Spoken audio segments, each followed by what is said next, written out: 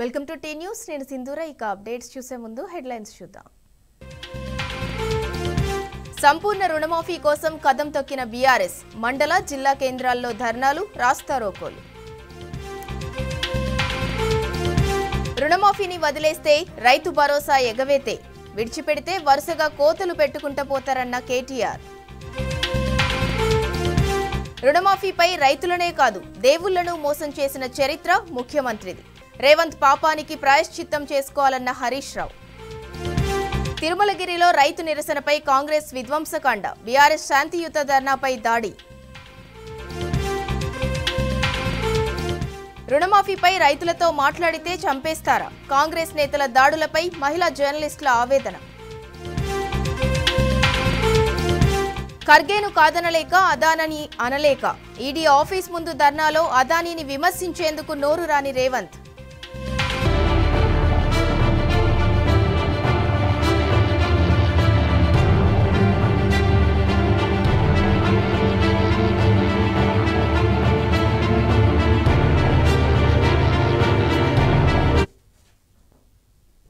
ప్రజలకు ఇచ్చిన హామీలు ఏమయ్యాయని అడిగితే చెప్పే ధైర్యం రేవంత్ రెడ్డికి లేదని బీఆర్ఎస్ వర్కింగ్ ప్రెసిడెంట్ కేటీఆర్ మండిపడ్డారు. బీఆర్ఎస్ ఆధ్వర్యంలో చేపట్టిన చేవెళ్ల రైతు ధర్నాలో ఆయన పాల్గొన్నారు. ఈ సిగ్గులేని ప్రభుత్వం రైతులను మోసం చేస్తోందని ఆగ్రహం వ్యక్తం చేశారు. యాచించి తెచ్చుకోవటం కాదు, శాసించి తెచ్చుకుందామని రైతులకు పిలుపునిచ్చారు. ఇప్పుడు రుణమాఫీలో కోతలు పెడితే రేపు రైతు బంధులో కూడా కోతలు పెడతారని తెలిపారు కేటీఆర్. ఎక్కడ 7,500 కోట్లు అంటే ఎంత? 7వ వంతు కూడా కాలే. కానీ సిగ్గులేని ముఖ్యమంత్రి, సిగ్గులేని ప్రభుత్వం ఇవాళ రైతులను మోసం చేసే క్రమంలో, ఇక్కడికే దీన్ని ఖతం చేసే క్రమంలో ఆలోచన చేస్తా ఉన్నారు. నేను ఇవాళ మీకు చేవెళ్ల వేదికగా చెప్తా ఉన్నా, రాష్ట్ర వ్యాప్తంగా ఉండే రైతన్నలకు ఒకటే విజ్ఞప్తి చేస్తా ఉన్నా. పెద్దలు ప్రొఫెసర్ జయశంకర్ గారు ఎప్పుడు చెప్పేది, యాచించి తెచ్చుకునుడు కాదు, శాసించి తెచ్చుకోవాలి. మోసం చేసినోన్ని గల్లావట్టి నిలదీయాలి. మన నర్సాపూర్లో మా సునీతా లక్ష్మారెడ్డి గారి నియోజకవర్గంలో అక్క ఒక రైతుని తీసుకొచ్చింది అసెంబ్లీకి. ఆ రైతు మొత్తం ఇచ్చిండు మాకు. ఆ రైతు చెప్తున్నాడు, అన్న డిసెంబర్ 9 నాడు నాకు 80,000 రుణం ఉండే. నేనేమనుకున్నా, కాంగ్రెస్ వాళ్ళు రాగానే రుణమాఫీ చేస్తారని చెప్పి వాళ్ళకే ఓటేసిన. మరి ఓటేసిన తర్వాత ఇప్పుడు జూలై మాసంలో ఉన్నాం. మరి ఇప్పటిదాకా మొత్తం మిత్తి పెరిగింది, ఇంకో 9,000 కట్టమంటుండ్రు. నా తప్పు కాదు కదా, నేనెందుకు కట్టాలి మిత్తి? 9 నెలల మిత్తి నేనెందుకు కడతా? ప్రభుత్వం కట్టాలి కదా, మీరు మా తరఫున అడగాలి కదా అనే మాట రైతన్న అడుగుతా ఉన్నాడు. నేను రాష్ట్రంలోని రైతన్నలందరికీ విజ్ఞప్తి చేస్తా ఉన్నా, డిసెంబర్ 9 అని చెప్పమన్నది మనం కాదు, అడిగింది మీరు కాదు. చెప్పింది రేవంత్ రెడ్డి, చెప్పింది రాహుల్ గాంధీ, చెప్పి మాట తప్పింది వాళ్ళు. 9 నెలలు మోసం చేస్తున్నది వాళ్ళు. మనం ప్రభుత్వాన్ని డిమాండ్ చేయవలసిన అవసరం ఉన్నది. 2 లక్షల వరకు ఎలాంటి కొర్రీలు లేకుండా, ఎలాంటి ఆంక్షలు లేకుండా, ఎలాంటి షరతులు లేకుండా, ఎలాంటి కట్టింగులు లేకుండా, ఎటువంటి డ్రామాలు లేకుండా మీరు 2 లక్షల వరకు రుణమాఫీ చెయ్యవలసిందే. మిత్తి కూడా మీరే కట్టవలసిందే. ఇవాళ తప్పించుకున్నాడనుకో, ఇవాళ కట్టింగులు పెట్టిండనుకో రుణమాఫీలా, రేపు మీ రైతు బంధులో కూడా ఇదే కట్టింగులు పెడతాడు, ఇదే రకంగా కోసేస్తాడు రైతు బంధు. నేను అడుగుతున్నా, రైతులు ఓట్లేసింది అధికారులకు కాదు, బ్యాంక్ అధికారులకు వేయలే. రైతులు ఓట్లేసింది ఇక్కడ ఉండే వ్యవసాయ అధికారులకు వేయలే. రైతులు ఓట్లేసింది కాంగ్రెస్ పార్టీకి వేసిండ్రు. అందుకే రైతన్నలు నేను అడుగుతా ఉన్నా, చెప్పుకున్నాడు అధికారులకు కాదు, పట్టాల్సి వస్తే గల్లా కాంగ్రెస్ నాయకులది పట్టండి, పట్టి నిలదీయండి. అవసరమైతే గల్లా బట్టి అడగాలి. ఏమాయ కొడక 2 లక్షల రుణమాఫీ అన్నావు, ఎక్కడ పోయిందని అడగాల. మనందరం రేపటి నుంచి చేయవలసింది ఒకటే, ఇడిచిపెట్టొద్దు. మనం వెంటబడవలసింది వ్యవసాయ అధికారులు కాదు, రెవెన్యూ అధికారులు కాదు, బ్యాంక్ అధికారులు కాదు. వాళ్ళతో మనకు పంచాయతీ లేదు. మీ ఊళ్ళో ఉండే కాంగ్రెస్ లీడర్ ఎవడైతే ఉంటాడో వాన్ని పట్టుకోండి. ఏమాయ కొడక ఎక్కడ పోయింది నీ రుణమాఫీ అడగండి. ఇక్కడ పార్టీ మారిన ఎమ్మెల్యే ఉన్నాడు, ఆయనను అడగండి. ఏం చూసిపోయినావు, ఎందుకు పోయినావు, ఏం తీసుకొని పోయినావు, నువ్వు రుణమాఫీ చేయి, చేసినాక మాట్లాడని చెప్పి ఎమ్మెల్యేని అడగండి. మాటలు చెప్పినంత అలక కాదు ప్రభుత్వం నడుపుడు అంటే. అధికారంలో లేనప్పుడు ఏం మాట్లాడిండు రేవంత్ రెడ్డి? చెట్టుకు గట్టేసి కొట్టుండ్రి, ఎక్కువ మాట్లాడితే లాగుల తుండలిడిచి పెడతా, గుడ్లు వీకి గోటీలాడతా. రేవంత్ రెడ్డి నేను నీకు చెప్తున్నా, నువ్వుగిన రుణమాఫీ చేయకపోతే ఖచ్చితంగా నీకు జరుగుతాయి, నువ్వు చెప్పిన కార్యక్రమాలన్నీ జరుగుతాయి. మీ తరఫున కొట్లాడడానికి బీఆర్ఎస్ ఉన్నది. బీఆర్ఎస్ అంటే భారత రాష్ట్ర సమితి మాత్రమే కాదు, బీఆర్ఎస్ అంటే భారత రైతు సమితి కూడా. తప్పకుండా రైతుల పక్షాన కొట్లాడతాం, వదిలిపెట్టం. ఇది కేవలం ఆరంభం మాత్రమే, మొదటి అడుగు మాత్రమే. భవిష్యత్తులో మరింత ఉధృతంగా పనిచేద్దాం. అన్నిటికన్నా ముఖ్యంగా రాష్ట్రంలో ఉండే 70 లక్షల మంది రైతుల తరఫున ముమ్మాటికి బీఆర్ఎస్ పార్టీ మీకు రుణమాఫీ జరిగేదాకా, ఈ ప్రభుత్వం మెడలు వంచేదాకా ఈ ప్రభుత్వాన్ని వెంటాడుతూనే ఉంటది. మీ ఆశీర్వాదంతో, మీ దయతో, మీ యొక్క ప్రోత్సాహంతో, మీ ప్రేమతో ముందుకు పోతామని చెప్పి కూడా తెలియజేస్తూ, కాంగ్రెస్ సర్కార్ రుణమాఫీ మోసం రైతు ధర్నాలో భాగంగా మాజీ మంత్రి హరీష్ రావు యాదాద్రిలో పర్యటించారు. తన నివాసం నుంచి ఎమ్మెల్యేలు, ఎమ్మెల్సీలు, వందలాది మంది కార్యకర్తలతో యాదాద్రి వెళ్లారు. బీఆర్ఎస్ శ్రేణులు హరీష్ రావుకు ఘన స్వాగతం పలికారు. యాదాద్రి ఆలయం తూర్పు రాజగోపురం వద్ద పాప పరిహార పూజలు నిర్వహించారు. యాదాద్రి లక్ష్మీ నరసింహస్వామిని దర్శించుకుని ప్రత్యేక పూజలు చేశారు. సీఎం రేవంత్ రెడ్డి చేసిన పాపం ప్రజలకు శాపం కాకుండా ప్రజలను రక్షించాలని లక్ష్మీ నరసింహస్వామిని ప్రార్థించారు హరీష్ రావు.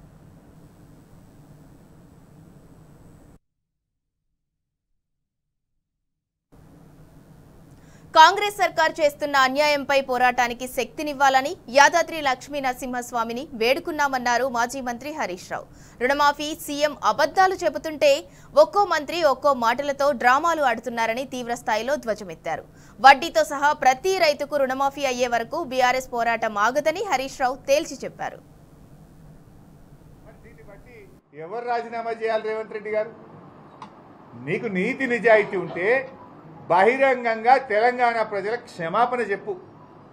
తెలంగాణలో నువ్వు ఒట్టు పెట్టిన దేవుళ్ళ దగ్గరికి పోయి ప్రాయశ్చిత్తం చేసుకో. దేవుడా నన్ను క్షమించు, నేను తప్పు చేసినా, నేను తొందరపడి నీ మీద ప్రమాణం చేసినా దయచేసి నన్ను క్షమించని ప్రాయశ్చిత్తం చేసుకో. కనీసం ఆ దేవుడు అన్న నిన్ను క్షమిస్తాడు. నువ్వు ప్రాయశ్చిత్తం చేసుకోవు కనుకనే ఇలా మేం బయలుదేరి ఇక్కడికి రావడం జరిగింది. దేవుడా, మా ముఖ్యమంత్రి నిన్ను మోసం చేసిండు, నీ మీద ఒట్టు పెట్టి ప్రమాణం చేసిండు. ఈ పాపాత్ముడు, ఈ అబద్ధాల కోరు, ఈ దగాకోరు, ఈ దివాలా కోరు ముఖ్యమంత్రిని క్షమించండి.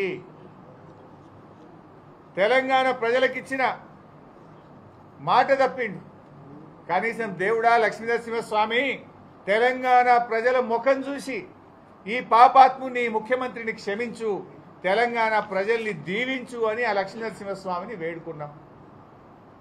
ఎందుకంటే పాలకుడే పాపం చేస్తే అది ప్రజలకు అరిష్టం జరిగే అవకాశం ఉంటుందని కొంతమంది బ్రాహ్మణులు నాకు చెప్పింది. పాలకుడు పాపం చేస్తే రాష్ట్రానికి ప్రజలకు అరిష్టం చుట్టుకుంటారు సార్ అంటే, ఈ ప్రజలకు అరిష్టం కలగద్దు, ప్రజలకు నష్టం జరగద్దు, ఈ పాపం చేసిన ముఖ్యమంత్రిని క్షమించు, తెలంగాణ ప్రజల్ని కాపాడు లక్ష్మీనరసింహస్వామి అని ఆ దేవుణ్ణి వేడుకోవడం కోసం మేము ఇక్కడికి వచ్చాం. నీ మంత్రులు కవరింగ్ కోసం ఇక ఇస్తాం ఇక కాలేదు, పూర్తి కాలే, ఇస్తామని చెప్పి నీ మంత్రులే ఎందుకు మాట్లాడుతున్నారు అంటే, నువ్వు 15 ఆగస్టు లోపు చేస్తా అని చెప్పి ఇవాళ రైతుల్ని మోసం చేసినావు. నువ్వు రైతు భరోసా కింద గతంలో కేసీఆర్ గారు 7,500 కోట్లు ఇచ్చేవాడు. ఇవాళ ఆ 7,500 కోట్లు కూడా ఇవాళ ఆగస్టు నెలాఖరికి వచ్చినా ఇంతవరకు నువ్వు ఇయ్యలే. అది ఎప్పుడు ఇస్తావు మరి?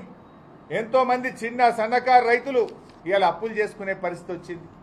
నిజంగా 2 లక్షల పైన ఉన్న వాళ్ళ మీద ఈ ప్రభుత్వానికి క్లారిటీ లేదు. నువ్వు ఇచ్చిన మాట ప్రకారంగా రైతులందరికీ, అర్హులైన వాళ్ళందరికీ ఆ 2 లక్షలు ఇచ్చి నీ యొక్క నిజాయితీ నిరూపించుకో. నువ్వు మొత్తం కట్టమంటే ఆడికెళ్ళి కట్టాలి. వాళ్ళు రేషన్ కార్డు నిబంధన పెట్టి కోత పెట్టినావు, ఇన్కమ్ ట్యాక్స్ నిబంధన పెట్టి కోత పెట్టినావు. చిన్న ఉద్యోగులకు, ఆర్టీసీ కార్మికులు, సింగరేణి కార్మికులు, ఉపాధ్యాయులు, రిటైర్డ్ ఉద్యోగులకు కూడా ఆపినావు కదా. స్పీకర్కి ఇచ్చినావు, ఎమ్మెల్యేలకు ఇస్తున్నావు, కానీ ఆర్టీసీ సింగరేణి కార్మికులు ఏం పాపం చేసిండ్రయ్యా? చిన్న వాళ్ళని ఇబ్బంది పెడతావు, వాళ్ళకెందుకు రుణమాఫీ చేయవు? అంటే ఇది పూర్తి మాఫీ కాదు, పాక్షిక మాఫీయే. 42 లక్షలకు చేసేది ఉంటే 20 లక్షల మందికే చేసినావు. చేసిన 20 లక్షల మందికి కూడా పూర్తి రుణం మాఫీ చేయలే, వడ్డీ వాళ్ళనే కట్టుకోమంటున్నావు, మిత్తి వాళ్ళనే కట్టుకోమంటున్నావు. అది ఎట్లా కరెక్ట్ అని అడుగుతా ఉన్నా. నువ్వు డిసెంబర్ 9 నాడు చేస్తే మిత్తి వాళ్ళకి పడకపోవు కదా. నువ్వు డిసెంబర్ 9 నాడు చేయకపోవడం వల్ల, ఆగస్టులో చేయడం వల్ల ఈ 7 నెలల మిత్తి రైతులు ఎందుకు భరించాలి? తప్పు నీది, శిక్ష రైతులదా? నువ్వు ఆ వడ్డీ కూడా రైతులకు ప్రభుత్వమే చెల్లించాలని చెప్పి బీఆర్ఎస్ పార్టీ డిమాండ్ చేస్తూ ఉంది. ఇది యాదాద్రి లక్ష్మీనరసింహస్వామితో మా యాత్ర ప్రారంభమైంది. ఈ యాత్ర ఆయన ఎక్కడెక్కడ ప్రమాణం చేసిండో ఆయన అన్ని దేవాలయాల మీద చేసిండు. సిక్కు మతస్థుల్లో ఒకటి ఉంటుంది బై సార్, మీకు తెలుసు అనుకుంటా. ఎవరైనా అబద్ధం ఆడితే తప్పు చేస్తే సిక్కు మతస్థుల్లో ఏం శిక్ష ఉంటుందో తెలుసా? దేవాలయాన్ని కడిగిపిస్తారు, మొత్తం దేవాలయాన్ని తుడిపిస్తారు, మొత్తం అది శుద్ధి చేపిస్తారు. అట్లా చేయి, నీ పాపమన్న పోతుంది. నువ్వు చేసిన తప్పులను దేవుడన్నా క్షమిస్తాడు నిన్ను. అసెంబ్లీ ఎన్నికల ముందేమో హామీలు, బాండ్ పేపర్లు, గ్యారెంటీలు. పార్లమెంట్ ఎన్నికల ముందేమో దేవుళ్ళ మీద ఓట్లు. ఇప్పుడేమో లాఠీలు, అక్రమ అరెస్టులు, నోటీసులు, కేసులు. ఇది రేవంత్ రెడ్డి నిజస్వరూపం. తిరుమలగిరి బీఆర్ఎస్ శిబిరంపై జరిగిన దాడిని మాజీ మంత్రి ఎమ్మెల్యే జగదీష్ రెడ్డి తీవ్రంగా ఖండించారు. రేవంత్ రెడ్డి డైరెక్షన్లోనే బీఆర్ఎస్ శ్రేణులపై దాడులు జరుగుతున్నాయని మండిపడ్డారు. కాంగ్రెస్ ఎన్ని దాడులు చేసినా మా పోరాటం ఆగదని స్పష్టం చేశారు. ఈ మేరకు రాళ్ల దాడిలో గాయాల పాలైన వారిని జగదీష్ రెడ్డి పరామర్శించారు.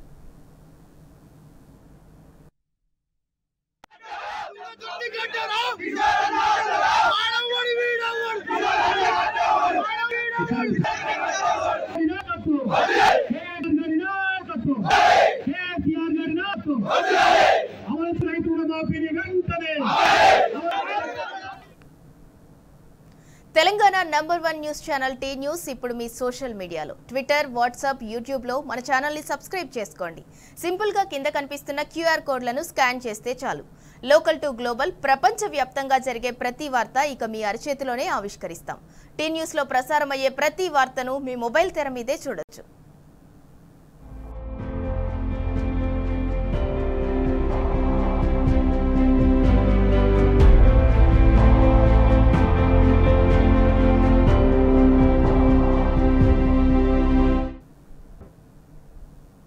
బీఆర్ఎస్ చేపట్టిన రైతు రణగర్జనతో రాష్ట్రం అట్టుడికింది. నియోజకవర్గాల్లోని అన్ని మండలాలు, గ్రామాల్లో బీఆర్ఎస్ ఆధ్వర్యంలో రైతులు ధర్నా, రాస్తారోకోలో పాల్గొన్నారు.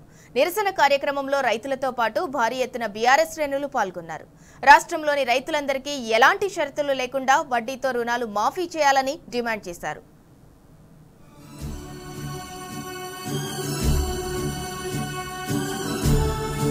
కొర్రీలొద్దు, కోతులొద్దు, ప్రతి రైతుకు 2 లక్షల రుణమాఫీ చేయాలి. రుణమాఫీలో కోత, సీఎం మాటలేమో రోత అంటూ రాష్ట్రమంతా రైతుల నినాదాలతో మార్మోగింది. రైతులకు 2 లక్షల రుణమాఫీ విషయంలో రేవంత్ రెడ్డి సర్కారు అనుసరిస్తున్న విధానాలకు వ్యతిరేకంగా రాష్ట్ర వ్యాప్తంగా ధర్నాలు నిర్వహించాలంటూ బీఆర్ఎస్ పార్టీ ఇచ్చిన పిలుపు మేరకు అన్ని నియోజకవర్గ కేంద్రాలు, మండల కేంద్రాలు రైతుల నినాదాలతో హోరెత్తాయి. ధర్నాల్లో రైతులు పెద్ద సంఖ్యలో పాల్గొన్నారు.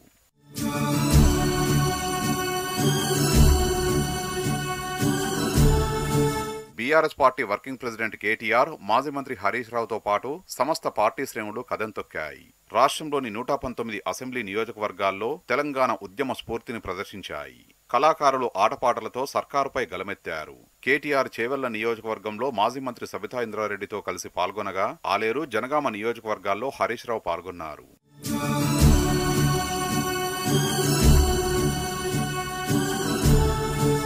యాదగిరిగుట్ట శ్రీ లక్ష్మీ నరసింహస్వామి ఆలయం సాక్షిగా రేవంత్ రెడ్డి సర్కారుపై బీఆర్ఎస్ ఆగ్రహం ప్రకటించింది. దేవుళ్ల మీద ఒట్టేసి మాట తప్పిన సీఎం రేవంత్ రెడ్డికి సద్బుద్ధి ప్రసాదించాలని వేడుకున్నది. యాదగిరిగుట్ట లక్ష్మీ నరసింహస్వామి ఆలయంలో మాజీ మంత్రి హరీష్ రావు, ఎమ్మెల్యేలు ముఠా గోపాల్, కేపీ వివేకానంద, కాలేరు వెంకటేష్, మాధవరం కృష్ణారావు, బి లక్ష్మారెడ్డి, ఎమ్మెల్సీ దేశపతి శ్రీనివాస్, మాజీ ఎమ్మెల్యేలు గుంగిడి సునీత మహేందర్ రెడ్డి సహా ఉమ్మడి నల్లగొండ జిల్లా బీఆర్ఎస్ శ్రేణులు భారీగా పాల్గొన్నాయి.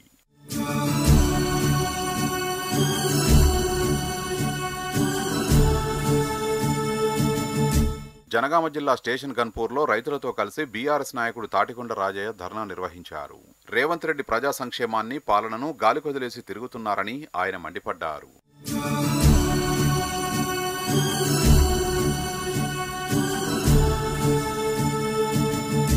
రుణమాఫీ పథకంతో రైతుల్ని కాంగ్రెస్ ప్రభుత్వం మోసం చేసిందని మాజీ మంత్రి ఎమ్మెల్సీ సత్యవతి రాథోడ్ ఆగ్రహం వ్యక్తం చేశారు. బీఆర్ఎస్ ఆధ్వర్యంలో మహబూబాబాద్ జిల్లా కేంద్రంలోని తహసీల్దార్ కార్యాలయం ఎదుట రైతులు ధర్నా నిర్వహించారు. అర్హులైన రైతులందరికీ రుణమాఫీ చేయాలని సత్యవతి రాథోడ్ డిమాండ్ చేశారు.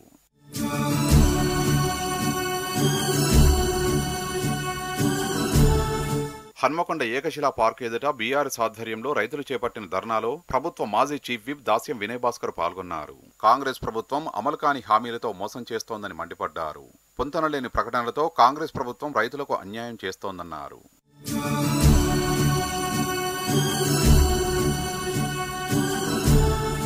కాంగ్రెస్ ప్రభుత్వం రుణమాఫీపై ఇచ్చిన హామీని పక్కనబెట్టి రైతుల్ని నిండా ముంచిందని ఆదిలాబాద్ బీఆర్ఎస్ పార్టీ జిల్లా అధ్యక్షుడు మాజీ మంత్రి జోగురామన్న అన్నారు.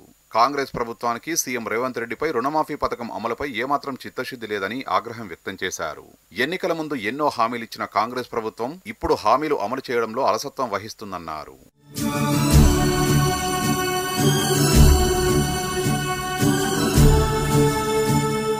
వరంగల్ జిల్లా గీసుకొండ మండలం ఊకల్లో బీఆర్ఎస్ నిర్వహించిన రైతు ధర్నాలో మాజీ ఎమ్మెల్యే చల్లా ధర్మారెడ్డి పాల్గొన్నారు.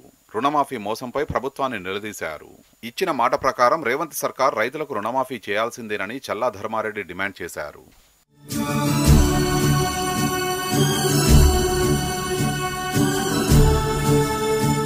భూపాలపల్లి నియోజకవర్గంలో రైతుల పక్షాన బీఆర్ఎస్ పార్టీ ధర్నా నిర్వహించింది. భూపాలపల్లి మాజీ ఎమ్మెల్యే గండ్ర వెంకటరమణారెడ్డి ఆధ్వర్యంలో కాంగ్రెస్ రుణమాఫీ మోసాన్ని ఎండగట్టింది. ఎలాంటి ఆంక్షలు లేకుండా రైతులందరికీ రుణమాఫీ చేయాలని డిమాండ్ చేశారు గండ్ర.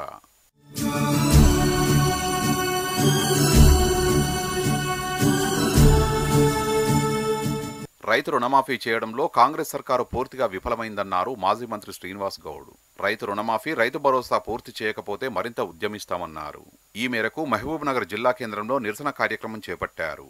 ఎటువంటి షరతులు లేకుండా 100% రుణమాఫీ చేయాలని మాజీ మంత్రి శ్రీనివాస్ గౌడ్ డిమాండ్ చేశారు.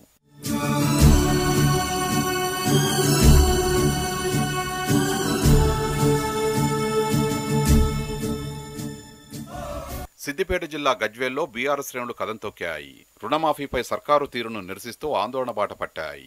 రైతు గర్జన పేరుతో పట్టణంలో భారీ ర్యాలీ నిర్వహించారు గులాబీ నేతలు. ప్రభుత్వ వ్యతిరేక నినాదాలతో హోరెత్తించారు. సీఎం డౌన్ డౌన్ అంటూ స్లోగన్స్ చేస్తూ సర్కారు దమననీతిని ఖండించారు. ఎమ్మెల్సీ యాదవరెడ్డి, రాష్ట్ర ఎఫ్డీసీ మాజీ చైర్మన్ ఒంటేరు ప్రతాప్ రెడ్డి ఆధ్వర్యంలో నిర్వహించిన నిరసన కార్యక్రమంలో బీఆర్ఎస్ నేతలు, కార్యకర్తలు పెద్ద సంఖ్యలో పాల్గొన్నారు.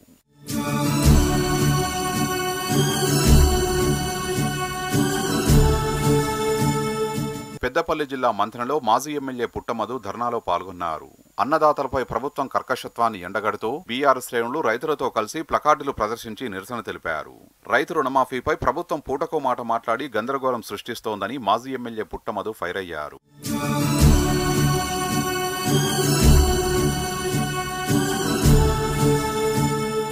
భద్రాద్రి కొత్తగూడెం జిల్లా ఇల్లందు నియోజకవర్గం బయ్యారంలో బీఆర్ఎస్ శ్రేణులు ర్యాలీ చేపట్టారు. రైతులతో కలిసి నిర్వహించిన ఈ ర్యాలీలో మాజీ ఎమ్మెల్యే హరిప్రియ నాయక్ పాల్గొన్నారు. ఎలాంటి షరతులు లేకుండా రైతులకు రుణమాఫీ చేయాలని డిమాండ్ చేశారు. ఖమ్మం జిల్లా సత్తుపల్లిలో బీఆర్ఎస్ శ్రేణులు ఆందోళన బాట పట్టాయి. కాంగ్రెస్ ప్రభుత్వానికి వ్యతిరేకంగా నినాదాలు చేస్తూ అంబేద్కర్ విగ్రహం వద్ద ధర్నా చేపట్టారు. ధర్నాలో మాజీ ఎమ్మెల్యే సండ్ర వెంకటవీరయ్య పాల్గొన్నారు. ఎలాంటి ఆంక్షలు లేకుండా రైతులందరికీ రుణమాఫీ చేయాలని సండ్ర వెంకటవీరయ్య డిమాండ్ చేశారు.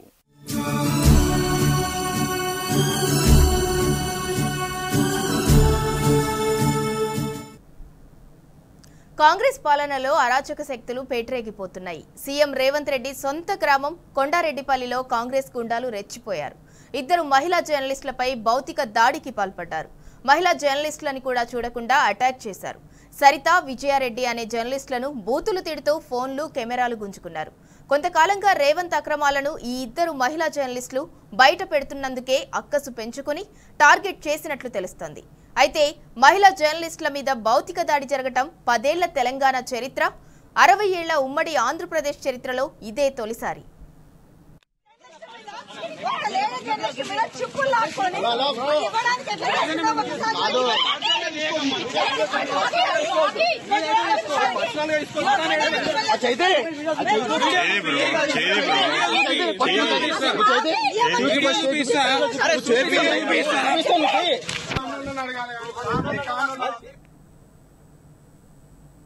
కాంగ్రెస్ పాలన నియంతృత్వంగా సాగుతుందనడానికి తాజా సంఘటనే అద్దం పడుతున్నాయి. రైతులు మొదలుకొని జర్నలిస్టుల వరకు కాంగ్రెస్ కార్యకర్తల దాడులకు పాల్పడుతున్నారు. ప్రభుత్వం గొప్పగా ప్రచారం చేసుకుంటున్న రుణమాఫీపై రైతుల అభిప్రాయాలు తెలుసుకునేందుకు సీఎం సొంత గ్రామం కొండారెడ్డిపల్లి వెళ్లి మహిళా జర్నలిస్టులపై పట్టపగలే దాడులకు పాల్పడ్డారు. రుణమాఫీపై ఆరా తీసిన జర్నలిస్టులపై దాడి చేయటమే కాక కెమెరాలు, ఫోన్లు, చిప్లు లాక్కొని సీఎం సొంతూరికే వస్తారా అంటూ పోలీసులు ముందే బెదిరింపులకు పాల్పడ్డారు.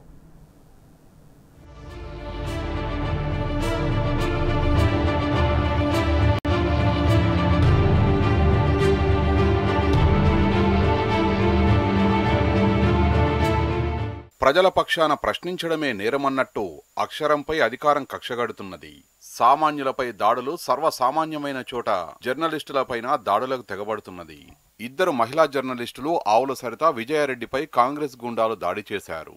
రుణమాఫీపై ముఖ్యమంత్రి ప్రగల్భాల నేపథ్యంలో ఆయన సొంతూరు కొండారెడ్డిపల్లిలో వాస్తవ పరిస్థితిని ప్రపంచానికి చెప్పాలనుకోవడమే వారు చేసిన నేరం. సీఎం ఇలాకాలో రైతులు రుణమాఫీపై ఏమనుకుంటున్నారో తెలుసుకోవాలనుకోవడమే వారు చేసిన పాపం. భజంత్రీలుగా ఉండలేక స్వతంత్రంగా సాహసించడాన్ని మరుగుజ్జు మనస్తత్వం తట్టుకోలేకపోయింది.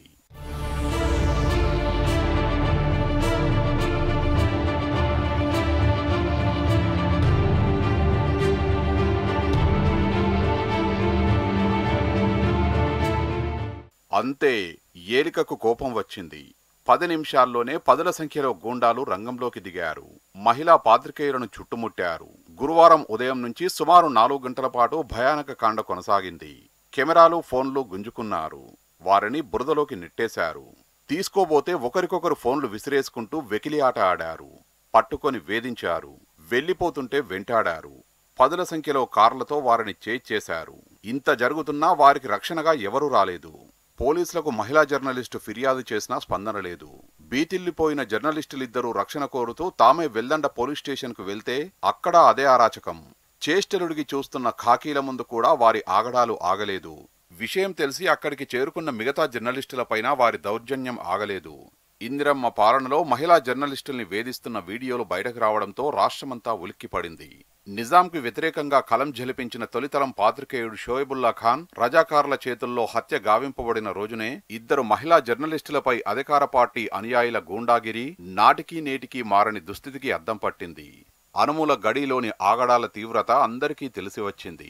గతంలో జర్నలిస్టు శంకర్పై దాడి ఘటనతోనే ఆకురౌడీల అరాచకం వెలుగులోకి వచ్చినప్పటికీ ఈసారి మహిళా జర్నలిస్టులను టార్గెట్ చేయడం విషాదం. రేవంత్ రెడ్డి గారు, నేను కొండారెడ్డిపల్లిలో రుణమాఫీ ఎంతమందికి జరిగింది, ఎంతమందికి జరగలేదు అని చూపించేందుకు, అక్కడ ఏం జరుగుతుంది అనేది చూపించేందుకు మాత్రమే పోయినాం మేము. నిజంగా రుణమాఫీ జరిగితే జరిగినోళ్ళు జరిగిందని చెప్తారు, జరగనోళ్ళు జరగలేదని చెప్తారు. దానికోసం మీకు ఎందుకంటే అంత భయం? జర్నలిస్టులను ఆపాల్సినటువంటి అవసరం ఎందుకు వచ్చింది మీకు? మా మీద అటాక్ చేసిర్రు. అక్కడ మేము పోలీస్ స్టేషన్ పోయి కంప్లైంట్ ఇచ్చినాం. మధ్యలో ఫీడ్ కోసం ఆగి వస్తూ ఉంటే 2 బండ్లు మమ్మల్ని ఫాలో అయినాయి. మధ్యలో వెళ్దండి పోలీస్ స్టేషన్ కి వచ్చి ఆగడం జరిగింది. ఇక్కడ పోలీస్ స్టేషన్ లో కూడా పోలీస్ స్టేషన్ లోకి లోపలికి ఎంటర్ అవుతున్నప్పుడు చెయ్యి ఇట్లా నా మీదకి కొట్టడానికి వచ్చిండు. మేము మిమ్మల్ని ఒక్కటే అడుగుతున్నాం, రేవంత్ రెడ్డి గారు, మీ ఆడబిడ్డని, మీ ఇంట్లో నీ బిడ్డని, నా బిడ్డకి పెళ్లి టైంకి నన్ను లోపల పెట్టిరు, పోలీస్ స్టేషన్ వేసిరు, జైలు వేసిరు అన్నారు కదా. మీ బిడ్డ ఏజ్ ఉన్న పిల్లలమే కదా, మేమిద్దరం కూడా మీ బిడ్డ ఏజ్ ఉన్న ఆడబిడ్డలమే కదా.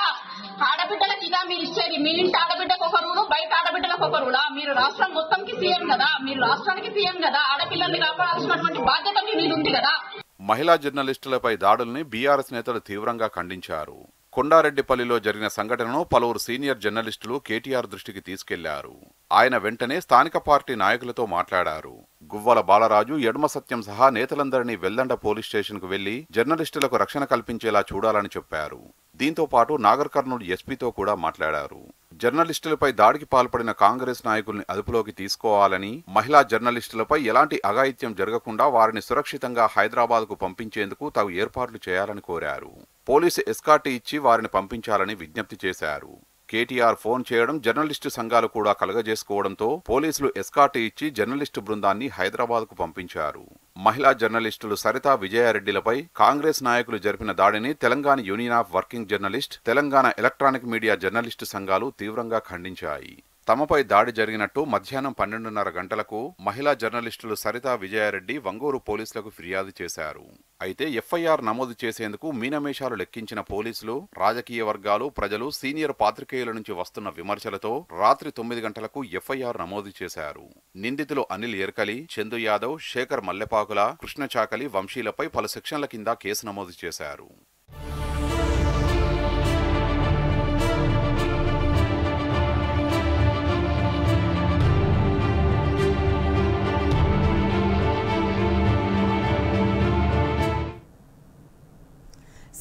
రేవంత్ రెడ్డి ఢిల్లీ టు హైదరాబాద్ చక్కర్ల పరంపర కొనసాగుతోంది. అధిష్టానం పిలుపుతో గురువారం మంత్రులతో కలిసి ఏకంగా 20వసారి హస్తినకు వెళ్లారు.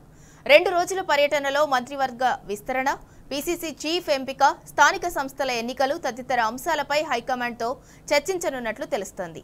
ఇలా ముఖ్యమంత్రి పదే పదే ఢిల్లీకి వెళ్లటం ప్రజాధనాన్ని వృధా చేయడంపై విమర్శలు వెల్లువెత్తుతున్నాయి.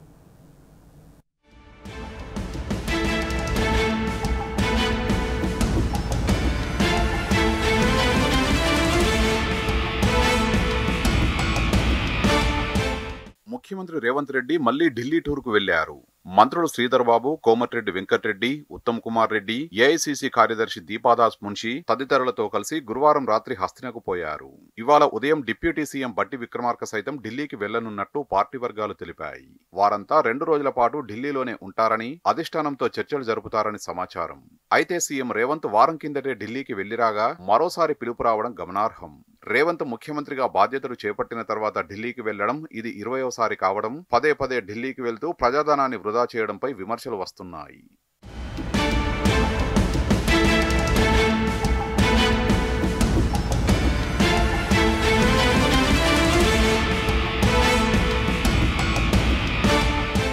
పీసీసీ అధ్యక్ష పదవి మార్పుపై సీఎం రేవంత్ రెడ్డి హైకమాండ్తో ప్రధానంగా చర్చించనున్నట్టు తెలిసింది. ఈ వ్యవహారం కొన్ని నెలలుగా నలుగుతున్న నేపథ్యంలో ఎలాగైనా తేల్చాలని కోరనున్నట్లు సమాచారం. అలాగే సచివాలయం ముందు రాజీవ్ గాంధీ విగ్రహావిష్కరణకు రావాలని, సోనియా గాంధీని, రాహుల్ గాంధీని రుణమాఫీపై వరంగల్లో నిర్వహించనున్న సభకు రావాలని రాహుల్ గాంధీని ఆహ్వానిస్తారని తెలుస్తున్నది. అలాగే మంత్రివర్గ విస్తరణ, స్థానిక ఎన్నికలపైన చర్చించనున్నట్టు సమాచారం. ఇక పీసీసీ చీఫ్ పదవికి ఇన్నాళ్లు అనేక పేర్లు వినిపించగా ప్రస్తుతం ఓ మంత్రి పేరు తెరమీదికి వచ్చింది. కేబినెట్ లో సీఎంకు సన్నిహితంగా ఉన్న మంత్రికి పీసీసీ అధ్యక్ష పదవి కట్టబెడతారనే చర్చ జరుగుతున్నది. అటు రాష్ట్ర వ్యవహారాల ఇన్ఛార్జి దీపాదాస్ మున్షిని మారుస్తారని ప్రచారం జరుగుతున్నది.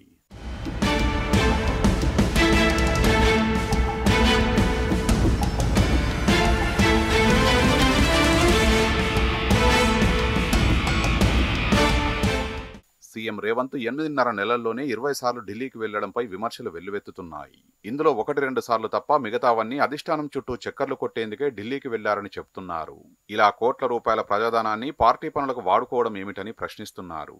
ఢిల్లీకి వెళ్లి కనీసం రాష్ట్రానికి కేంద్ర ప్రభుత్వం నుంచి నిధులు సాధించారా, ఒక్క పెద్ద ప్రాజెక్టునైనా పెట్టుబడులైనా తీసుకొచ్చారా అని నిలదీస్తున్నారు. కొత్త పీసీసీ చీఫ్, మంత్రివర్గ విస్తరణ అంటూ నెలలుగా నాంచడంపైన మండిపడుతున్నారు. గత 4-5 పర్యటనలు ఇదే పేరుతో చేశారని, అయినా ఫలితం ఏమున్నదని ఆగ్రహం వ్యక్తం చేస్తున్నారు. జూన్ 24న ఢిల్లీకి వెళ్లి ఏకంగా 5 రోజులు అక్కడే తిష్టవేసినా, రాష్ట్ర పాలనను పక్కనబెట్టి ప్రయత్నాలు చేసినా ఫలితం లేదని గుర్తు చేస్తున్నారు.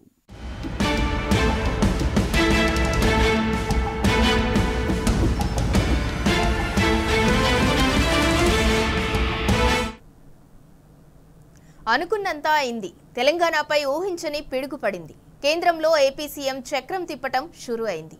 గురువు చంద్రబాబు తెలంగాణకు వ్యతిరేకంగా తనదైన శకుని పాత్ర పోషిస్తున్నాడు. ఇటు శిష్యుడు రేవంత్ భారీగా మొదటి గురుదక్షిణ చెల్లించాడు. కేంద్ర సర్కార్ను నమ్మించి చంద్రబాబు తెలంగాణను దొంగ దెబ్బ కొట్టాడు. కేంద్రం తీసుకున్న ఏకపక్ష నిర్ణయం పుణ్యమా అని భారీ మూల్యమే చెల్లించుకోవాల్సి వచ్చింది. తెలంగాణ ఖాతా నుంచి ఏకంగా 2500 కోట్లు ఆంధ్రప్రదేశ్ అకౌంట్లోకి బదిలీ అయ్యాయని వినికింది. ఇదొక వింత కథ. విభజన అంశాల్లోని లొసుగుల ఆనుపానులు క్షుణ్ణంగా తెలిసిన ఆధునిక శకుని విసిరిన పాచిక.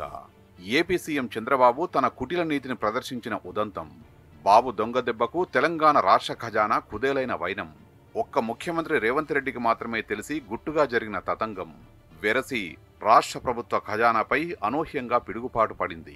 కేంద్రం ఏకపక్ష నిర్ణయం కారణంగా రాష్ట్రానికి 2500 కోట్ల రూపాయల మేరకు నష్టం జరిగినట్టు అధికార వర్గాల్లో జోరుగా చర్చ జరుగుతోంది. గురు శిష్యుల రాజకీయ చదరంగంలో తెలంగాణ భారీ మూల్యమే చెల్లించుకోవాల్సి వస్తోందని అంటున్నారు.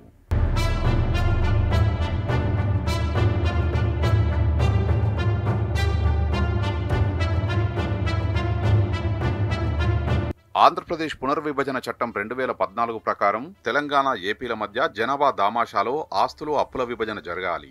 ఆ ప్రయాస 10 ఏళ్ల తర్వాత కూడా కొనసాగుతూనే ఉంది. విభజన చట్టంలోని సెక్షన్ 54(1) మేరకు 2 రాష్ట్రాల మధ్య అప్పుల విభజన జరగాల్సి ఉంది. వీటిలో రాష్ట్రం సమైక్యంగా ఉన్నప్పుడు జపాన్కు చెందిన జైకా, వరల్డ్ బ్యాంక్ లాంటి ఇతర విదేశీ సంస్థల నుంచి వివిధ ప్రాజెక్టులకు పొందిన అప్పుల పంపకాలు సైతం భాగమే. ఇవి దాదాపు 30,000 కోట్ల మేరకు ఉంటాయని అంచనా. అయితే విభజన చట్టానికి లోబడి ఈ అప్పులు ప్రాజెక్టు చేపట్టిన ప్రాంతం నిధుల వినియోగాలతో సంబంధం లేకుండా ఇరు రాష్ట్రాలు జనాభా ప్రాతిపదికన భరించాల్సి ఉంటుంది. కానీ ఇక్కడే 2014లో ఆంధ్రప్రదేశ్ సీఎంగా బాధ్యతలు చేపట్టిన చంద్రబాబు తనదైన మార్కు కుటిల రాజకీయాలకు తెరలేపారు. రాష్ట్ర విభజన చట్టంలోని సెక్షన్ 54(1)కి విరుద్ధంగా దాదాపు 15 ప్రాజెక్టుల అప్పుల విభజనపై గొల్లెం పెట్టారు.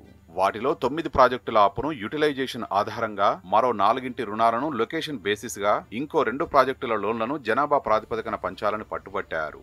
కాగా విభజన చట్ట ప్రకారమే ఆ అప్పులు పంచి మాలెక్క మాకు తేల్చి చెప్పాలనేది తెలంగాణ వాదన. అదే విషయాన్ని కేంద్ర హోంమంత్రిత్వ శాఖకు వరుస విజ్ఞప్తులు చేస్తూనే ఉంది. ఈ పంచాయతీ ఇంకా తేరనే లేదు. 10 ఏళ్లు గిర్రున తిరిగిపోయాయి. 2019లో ఏపీలో జగన్ ప్రభుత్వం ఏర్పడ్డ తర్వాత కూడా ఈ వ్యవహారంలో పెద్దగా కదలిక లేదు. ఇదిలా ఉండగానే మొన్న 2023 నవంబర్లో జరిగిన ఎన్నికల్లో అటు ఆంధ్రప్రదేశ్లో గురువు చంద్రబాబు, ఇటు తెలంగాణలో శిష్యుడు రేవంత్ రెడ్డి సీఎంలుగా కొత్త ప్రభుత్వాలు ఏర్పడ్డాయి. Telangana number 1 news channel T news ఇప్పుడు మీ సోషల్ మీడియాలో ట్విట్టర్, వాట్సాప్, యూట్యూబ్లో మన ఛానల్ని సబ్స్క్రైబ్ చేసుకోండి. సింపుల్గా కింద కనిపిస్తున్న QR కోడ్లను స్కాన్ చేస్తే చాలు. లోకల్ టు గ్లోబల్, ప్రపంచవ్యాప్తంగా జరిగే ప్రతి వార్త ఇక మీ అరచేతిలోనే ఆవిష్కరిస్తాం. టీ న్యూస్లో ప్రసారమయ్యే ప్రతి వార్తను మీ మొబైల్ తెర మీదే చూడొచ్చు.